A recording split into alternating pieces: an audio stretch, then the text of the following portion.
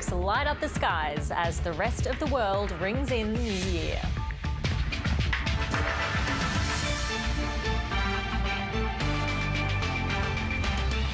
Police investigate the deaths of 2 children under 10 pulled from Perth's Swan River. Charges laid over a crash which killed 2 train workers near the South Australian-New South Wales border. And more wild weather. Another deluge hits communities in New South Wales and Queensland. Hello and welcome to ABC News. I'm Ruby Cornish. Celebrations have taken place across the globe to mark the beginning of 2024.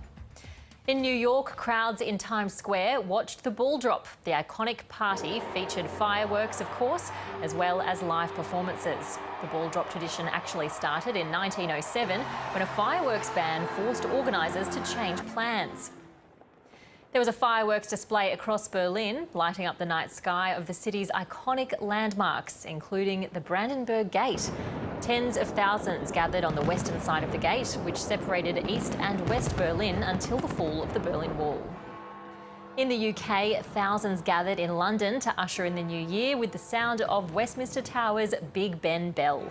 More than 10,000 fireworks sparkled over the sky over the Thames. Meanwhile, in France, New Year's revellers were treated to a fireworks show off the Arc de Triomphe.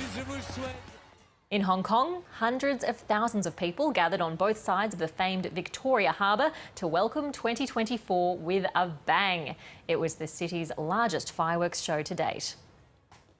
But as always, Australia led the way. Last night's crowds gathered en masse to watch fireworks light up the midnight sky.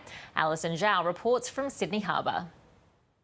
It was an incredible night for millions of Australians who farewelled 2023 and welcomed in the new year, either celebrating at home with family and friends or joining the official celebrations across the country. The star of the show, as it always is, was Sydney, with a magnificent display of fireworks at midnight, a 12-minute show for people watching at home. About 400 million people tuned in to the broadcast, and there were a lot of fireworks, about 8.5 tons of fireworks, 13,000 rockets and 50,000 individual firing shots launched into that midnight sky. And there was also a huge crowd around the Sydney Harbour foreshore, with about 1 million people flocking to the shoreline to try to get a glimpse in person of these spectacular fireworks. And police say that the crowd was large but largely well behaved. We heard earlier from the City of Sydney Lord Mayor, who said that the night was a successful one and that there were only 19 arrests out of 1 million people. She says that the theme of this year was positivity and that it was a safe atmosphere for all. Take a listen. We're planning already for the next one, and it's always fantastic. But I think after the pandemic and COVID and the terrible year of 2023, this has been really special. And people came and they were happy and they celebrated, and it was a wonderful community gathering.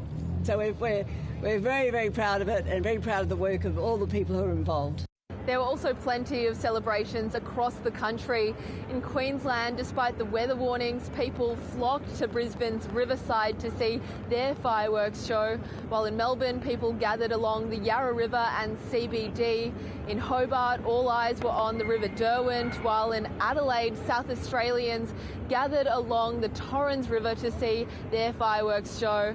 But plenty of people we spoke to last night had a mood of jubilation and a hopeful and positive outlook for 2024. This is a little bit of what some revellers had to say. I'm feeling very happy because it's a brand new year and I'm so excited to go to school so I can see my friends again. And I want to send, happy year to all the Chileans here in Australia. Happy New Year! New start, hopefully get through some goals, get good grades. I'm really excited to go back to school. It's just great fun to be out and about in Brisbane, and to everybody out there, have a lucky day! Happy New Year! For many Australians, there was plenty to celebrate and it was a wonderful way to bring in the new year. 2 children under the age of 10 have died at a New Year's Eve event in Perth. They were found floating in the Swan River at Burswood yesterday afternoon. Reporter Rebecca Trigger has more. The incident happened very close to a children's play area on the banks of the Swan River. Now, it's a popular area in near Burswood where families gather to celebrate the New Year's Eve and watch fireworks. Witnesses have described hearing screams and then seeing the bodies of the two children floating in the water. Now, bystanders rush to help, one man plunging into the river and dragging the little boy out, an off-duty nurse commencing CPR. Another couple grabbed the little girl and they also started CPR while they waited for the paramedics to arrive. The witnesses then described a woman who they believe was the mother of one of the children arriving on the scene. They say it became very chaotic. Here's what they saw. There was a woman who said she was a nurse. She came over, started doing CPR, and we were a bit lower, and when they pulled the kid out, the couple that pulled him out, they started performing CPR on her. And, you know, from that moment, everyone is just gathered around. You know, there's a lot of panic and chaos. Try to help lots and call ambulance, and their family wasn't know. And after that, I ran and I called the family. They were sitting there. I know that some of them, there was family friend. So when they come and they shock, really sorry for them what's happened. But, you know, it's something that you wouldn't want to see happen on a New Year, you know what I mean? So. Rebecca, have we heard anything yet about the cause of the children's deaths? Well, the cause of their deaths hasn't been established beyond reasonable doubt, but there are concerns that they both drowned. Now, Royal Lifesaving Western Australia have warned that this is a particularly deadly time of year for drowning deaths. They say that so far 5 people have died in the past financial year from drowning. They're warning people to be cautious around water bodies and waterways during summer when people typically flock to those areas. And they've also called for more funding for swimming lessons, particularly for children. They say that all children deserve to know how to survive when they're swimming. We spoke to them a little bit earlier. Here's what Surf Lifesaving had to say. What I'm really concerned about is that kids aren't learning to swim, and kids aren't learning the most basic of foundation skills to be able to look after themselves. There's a lot of challenges. Sadly, we're seeing cost of living becoming a real factor. So there is opportunities in schools, but not all schools are doing swim lessons. And often the swim lessons is still the cost of the getting into the pool, there's still the cost of the bus. So we're really worried that for some families, swimming lessons are out of reach. Now, police say they're still investigating the incident, but it has been referred to the Coronial Investigation Squad. Oh, look, I think we probably really need to be mindful that we've got 2 families here who have lost children. The coronial process is quite a matter of fact and clinical process, and I think we just need to be mindful and allow them to grieve and the process without airing the process. The focus of that investigation is now on preparing a report for the coroner. Good reminder to be safe around the water this summer. Rebecca Trigger in Perth, thank you so much. To news just in now, a bushfire emergency warning has been issued for a fire burning in Western Australia in the southern parts of Lehman and northern parts of Green Head in the Shire of Carew. The alert is in place for the area bounded by Point Louise Road to the south, Indian Ocean Drive to the east, the coastline to the west and Lehman Airport Access Road. The bushfire is moving fast in a northeasterly direction. It is out of control and unpredictable. Residents are being told to leave now if it is safe to do so. And you can get more information on that emergency on the WA Emergency website and on ABC Local Radio. A man's been charged following a fatal train crash on the Barrier Highway west of Broken Hill. The road remains closed more than 24 hours after the incident as cranes try to remove the wreckage. Bill Ormond reports. 2 men from Port Augusta have died after the freight train they were driving collided with a truck here at a level crossing near the New South Wales-South Australian border yesterday. The driver of the truck, a 75-year-old Queensland man, has this morning been arrested. South Australian police have charged him with 2 counts of causing death by dangerous driving. The accused did not apply for bail and will appear before the Port Pirie Magistrates Court tomorrow. Meanwhile, cranes have been brought in to help clear the mangled pile of metal freight containers which remain at the scene. A diesel fire which burnt for several hours yesterday has been extinguished. It's a complex scene. Cranes have been brought in from Adelaide in order to assist with the clean-up. A 280-kilometre stretch of the Barrier Highway remains closed between Peterborough and Broken Hill. A severe weather warning is in place for Queensland's southeast coast, with heavy rain expected around the New South Wales border. Reporter Mark Rigby has more. Much of southeast Queensland has received a drenching in the last 24 hours, with hundreds of millimetres of rain recorded, particularly on the Gold Coast and Scenic Rim areas. The rain has caused flash flooding in some areas and created more chaos for communities still trying to pick up the pieces from severe storms that battered the region on Christmas and Boxing Day. Many roads are cut from rising waters, and residents, particularly on the Scenic Rim, are being advised to avoid leaving their homes if possible. Energetics are out there trying to restore more power to the houses. The number's now down to 6,956, but with this weather, it's really slowing them down. They're ready to go. Some areas just too dangerous, so we'll see how we go there. Queensland Fire and Emergency Services have already been called to multiple flood-related incidents today. Flood warnings have been issued for the Nerang and Coomera rivers, with creek level rises also observed in the Mudgeeraba, Tallebudgera and Currumbin creeks. The Bureau predicts rapid rises will continue for the Pimpama, Nerang and Coomera rivers during periods of intense rainfall, which are forecast to continue for the next day or two. A severe thunderstorm warning for the region has been cancelled, but a severe weather warning for the region remains in place. A flood warning has been issued for low-lying areas around the Tweed River in New South Wales as heavy rain hits the Northern Rivers region. The Bureau of Meteorology is warning falls of up to 160 millimetres are possible in some areas, with isolated 24-hourly totals exceeding 240 millimetres. In the last 24 hours, the New South Wales SES has conducted 13 rescues and is warning people to stay alert to the changing conditions.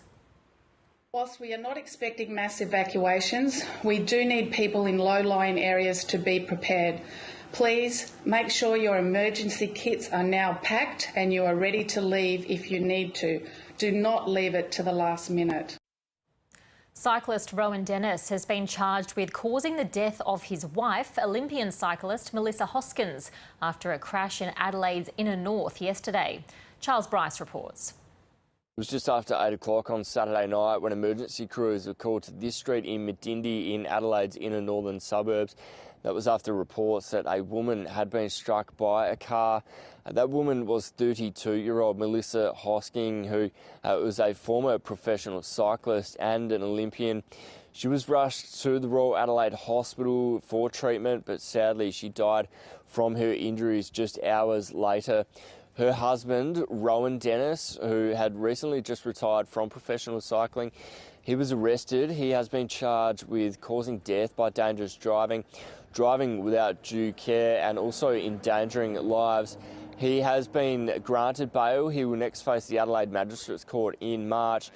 The pair were married in 2018. They had 2 kids together. There has been an outpour of tributes for Melissa. A number of former athletes saying that they are completely shocked. Oz Cycling has also expressed their condolences to Melissa Hoskins' family as well. The Tour Down Under, which is Australia's premier cycling race, gets underway in just under 2 weeks here in Adelaide. The tour had actually planned to celebrate Rowan's career. Rowan and Melissa were to lead a family ride event as part of the Tour Down Under celebrations. The information regarding that has since been removed from the Tour Down Under's website. Melissa Hoskins was the 114th death on South Australian roads in 2023, as compared to 71 the previous year. Reporter Charles Bryce there. The Federal Health Minister has called it the biggest loophole in Australia's healthcare history. Today, that loophole closes. A nationwide crackdown on disposable vapes is now in force. It's aiming to curb skyrocketing rates of teenage vaping in Australia. A resolution for some already up in smoke. Have you vaped today already? Yes, I did in the morning. But a national crackdown could kick the habit. I don't know, I still reckon I'll be able to get it. I'll still sell it somewhere. By the end of 2024, we're hoping it's going to be a much more difficult situation to get your hands on a vape than it is right now. Right now, we absolutely have a free-for-all where corner shops are just disregarding the law and selling them to young people. From today, the importation of all single-use vapes is banned. From March 1st, the importation crackdown broadens to all other non-therapeutic vapes, including refillables. Retailers can still sell nicotine-free vapes, but only to run down stocks. All doctors and nurse practitioners can now prescribe nicotine vapes to help smokers quit. Therapeutic vapes, shrouded in plain packaging, can only be purchased in pharmacies. It will put more strain on our workload, but I am sure that pharmacists will gladly step up and assist patients everywhere. Despite it being illegal for retailers to sell vapes with nicotine, these are widely available. The government's next step will be to make commercial supply an offence. That's when we'll start to see vapes vanishing from shops. I think that black market is going to be increasingly one that's dominated by organised crime, because it's much easier to stop your local friendly vape store. The education sector is expecting the ban to bring challenges. We are concerned about the behaviours that we might see from our children, because what we now have is another generation of nicotine addicts, and going through that withdrawal. A public health problem it's hoped will this year run out of puff. Emily Lawrence, ABC News. Australia's Princess Mary will become the new Queen of Denmark. Queen Margrethe II has announced her shock abdication live on Danish television in a New Year's Eve address.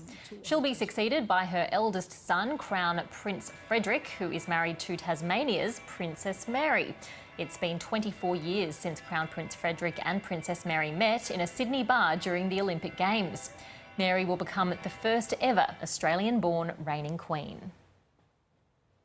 The cost of living crisis gripping Australia right now means people who've never had to think about savings or household budgets before are sitting up and paying attention. Financial literacy and financial resilience have never been more important. So, what's the best way to go about it? Delene Jacovides is a financial planner and the founder of financial advisory group Mazzy Wealth. She says there's a number of ways for people to improve their finances.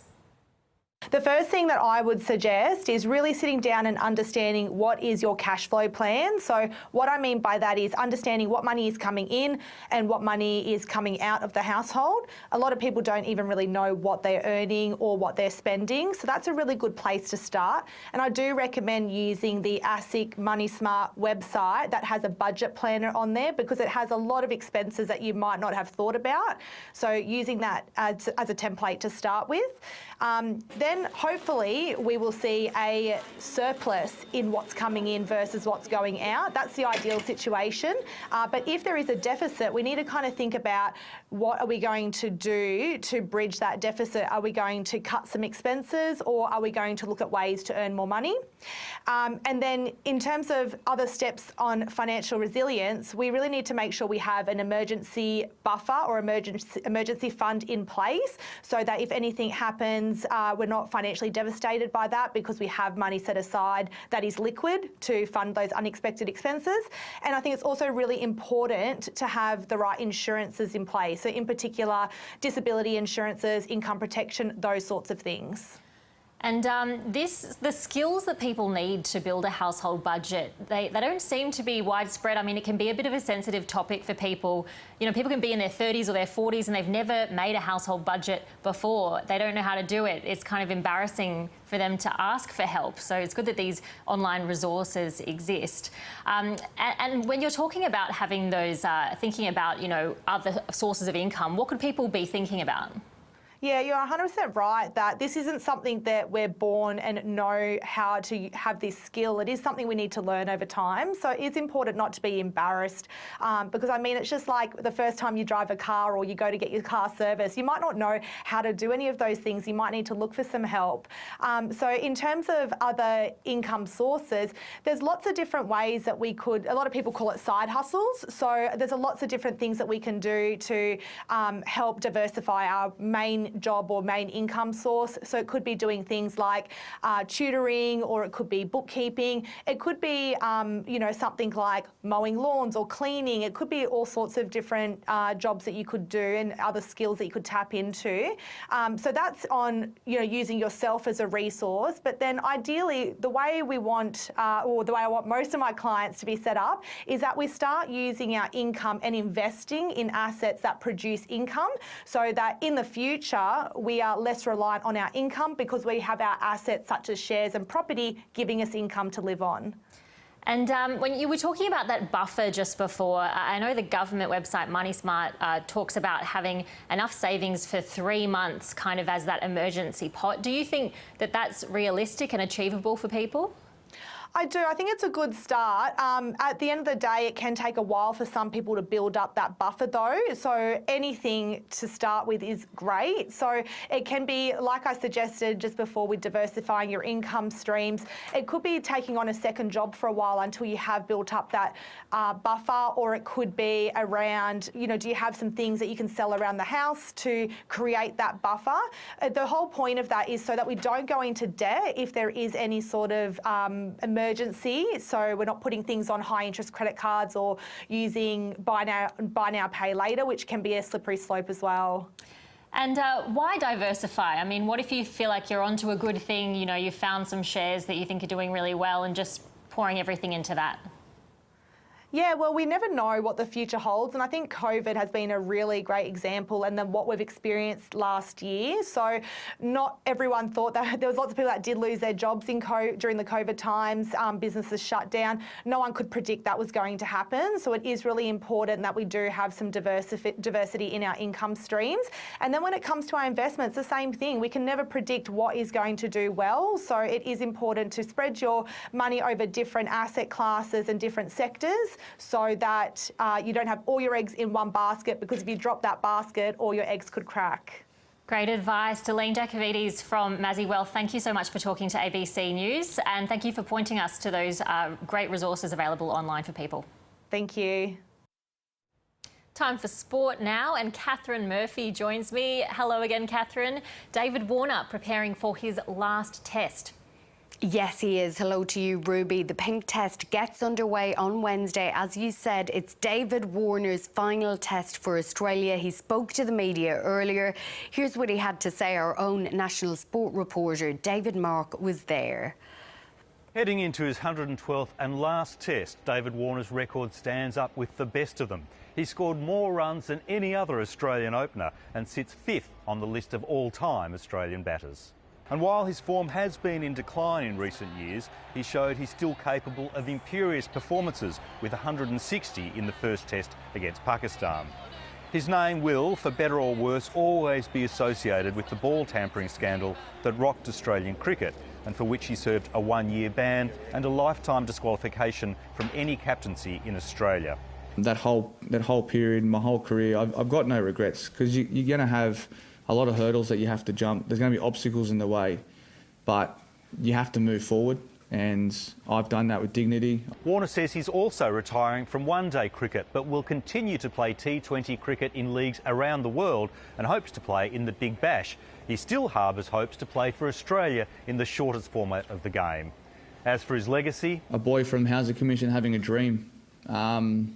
I've not always fitted the mould, but I've been authentic and honest and not someone different, and I think that shows you on the field in Test cricket. What a legacy. And Catherine, in tennis, the world #1 has been looking very sharp indeed. She has indeed. So Iga Swiatek has defeated Sara Sorribes Tormes of Spain. Of course, Iga representing her home country, Poland, in the United Cup.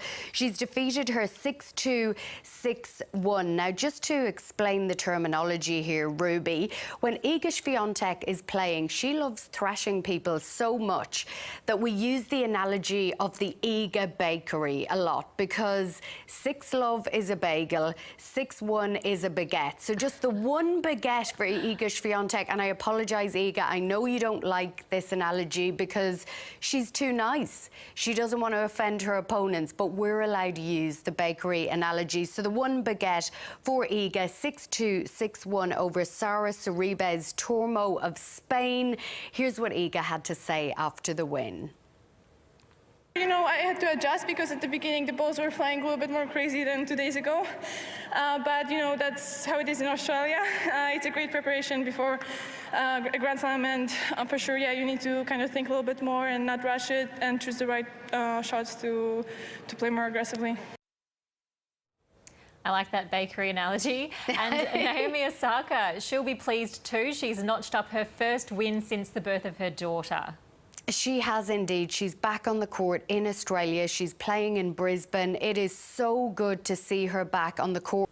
I don't know. I feel like the last couple years that I played before, you know, I had my daughter, I didn't return as much love as I was given. So I really feel like that's what I want to do in this chapter. And I just really appreciate people coming out and people knowing me and cheering for me, because I feel like there was a time that I was just a little kid trying to watch my role models play, so it feels really surreal sometimes to be playing on these courts. So good to see her back in action. She did confirm that changing nappies is way more difficult for her than playing tennis. At least she gets a little bit of a break while she's on the court. Of course, her daughter, Shai, she's so proud to be playing now that she is a mum. Also, last night, the world #1 in men's, he had an epic night, Novak Djokovic, in the United Cup. He got a straight sets win and backed it up in the doubles to give his country, Serbia, the win over China. What a night it was for him last night. He even rang in the new year. Ruby, is there anything he can't do? Of course, Rafael Nadal is back in action. He will be playing Dominic Thiem in the first round of the Brisbane International. If you want more tennis news, go and download the ABC Tennis podcast. John Millman, John Alexander and myself talking all things tennis. I think that's all I can fit now, Ruby. Wonderful. Thank you, Catherine. And what a great start to the year for Djokovic. A quick look now at tomorrow's weather. Showers with heavy falls and a possible storm for Brisbane. Partly cloudy for Sydney. Showers and a possible storm for Canberra and Melbourne. Hobart can expect a rainy day. Mostly sunny for Adelaide. Perth will remain cloudy and a shower or two with the chance of a storm for Darwin. That's ABC News for now. I'm Ruby Cornish. Stay with us. China Tonight Summer's Special is coming up next.